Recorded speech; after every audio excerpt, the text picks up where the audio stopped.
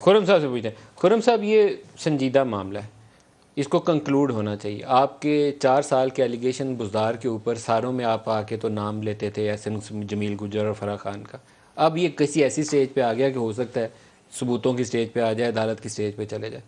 آپ کیا کہتے ہیں کیا ہے اس کے اندر، کیا نکلے گا؟ کیونکہ یہ تو ابھی کہتے ہیں ٹپ آف دی آئس برگ ہے، ابھی تو ابتدا ہے، ابھی کچھ نکلے گا اس میں سے؟ پہلی جو چیز نکلی ہے ندیم صاحب وہ یہ ہے کہ کسی کو ناحق گرفتار نہیں کیا گیا۔ مجھے بڑی خوشی ہوئی، بڑی بالغ نظری والی گفتگو آپ نے سنوائی اپنے ناظرین کو، لیکن جب ہیومن رائٹس واچ نے لکھا سعد رفیق کی بیل کے بعد کہ نیشنل اکاؤنٹیبلٹی بیورو نے سعد رفیق اور ان کے بھائی کے بنیادی انسانی حقوق کو کچلا ہے، ٹرمپلنگ آف فنڈامنٹل رائٹس ہوا ہے،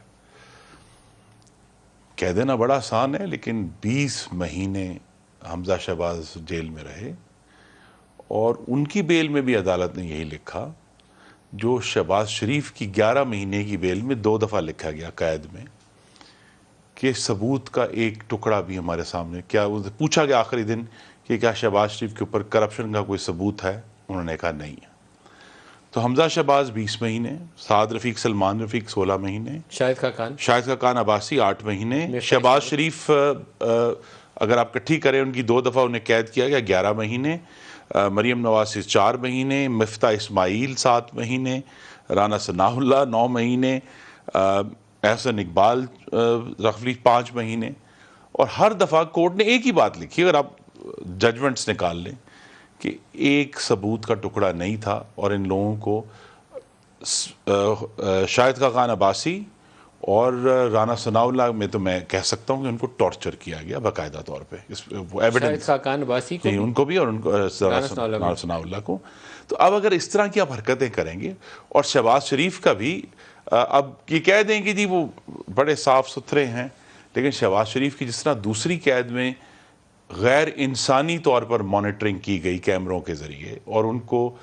جو بنیادی سہولیات سے محروم رکھا ہے، بنیادی سہولیات یہ نہیں ہے کہ آپ ہیٹر لگا دیں، بنیادی سہولیات یہ ہے کہ آپ کو زمین پر اگر لیٹنا ہے تو چادر تو ہونا۔ قطع کلامی آپ کی کروں گا، جو شہباز شریف کا کیس ہے اور حمزہ کا کیس ہے وہ مفتاح سے اور شاہد خاقان سے یا احسن اقبال سے ریلیٹ نہیں کرتا۔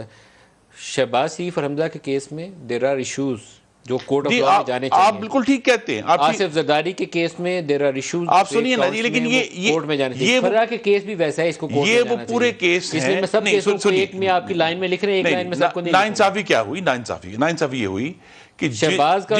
جن کیسز کی آپ نشاندہی کر رہے ہیں، نیب نے اس کے اوپر اپنی مکمل ڈیلیجنس کرنے کے بعد بیلز ہوئیں، اب وہی کیس ایف آئی اے میں ڈال دیے انہوں نے کہ جی ٹھیک ہے، اب وہاں سے تو عدالت نے کہہ دیا۔ ابھی انہوں نے سلیم صاحب نے ہمیں کہنا ہمارے ثبوت پکے ہیں، لیکن عدالت نے فیصلہ کرنا ہے۔ ایشو یہی ہے، نہیں یہ نہیں ہو سکتا نا، آپ اگر پوری لائن ہے کہ کسی پر تو ثابت کر دیتے نا، یہ آپ بتا دینا، ابھی مسکرا رہے ہیں آپ نے جیلوں میں ڈال کر، آج 23ویں کی رات کہ اللہ کرے کہ آپ نے جیلوں میں ڈال کر اس کو سزا ہو، ہم دیکھیں اپنی زندگی میں، لیکن صحیح ہو، غلط بندے کسی معصوم کو نہ ہو۔ آپ نے ان کے ساتھ غیر انسانی حرکتیں کی ہیں، آپ جتنی مرضی ہے پارسائی کے نعرے لگا لیں، لیکن اگر آپ نے اپنے ملک کے شہریوں کو ناحق ایک گھنٹہ بھی جیل میں رکھا ہے تو اس کا جواب دینا پڑے گا۔ اور دوسری بات یہ دیکھیے، جو شاہد خاقان کو، مفتاح کو، احسن کو اندر ڈالا ہے، وہ انہوں نے ظلم کیا ہے، اور اس کی زیادتی کا انہیں جواب میں حقیقت ہے کہ ویسے تو مولانا طارق جمیل نے ابھی دعا کرانی ہے ان کے لیے، معافی کی بھی دعا کرائیے گا۔ رونے کا مقام ہے، لیکن ہنسی آتی ہے کہ کہا جی کہ عمران خان کی ٹالرنس نہیں ہے، تو بھئی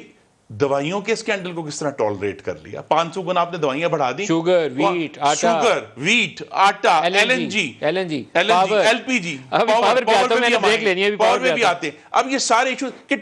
وہ تو ٹالرنس نہیں ہے، بھئی ٹالرنس نہیں ہے، اور آپ کی ناک کے نیچے 60 لاکھ ٹن گندم پنجاب کی سمگل ہو گئی 2020 میں، کون ذمہ دار ہے؟ یوریا اس سال سمگل ہوئی ہے، لاکھوں ٹن سمگل ہوئی ہے آپ کی ناک کے نیچے، آپ کہتے ہیں ٹالرنس نہیں ہے، انہوں نے کروائی ہے۔